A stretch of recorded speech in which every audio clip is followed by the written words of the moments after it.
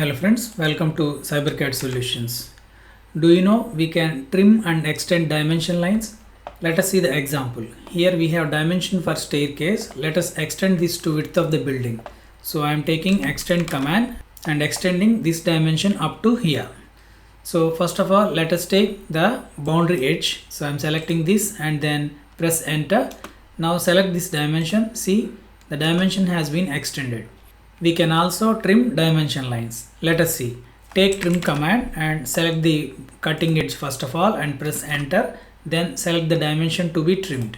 Like this, we can trim and extend dimensions like linear features. In extend command, if you observe at command prompt, we have an option called mode, which is currently standard mode.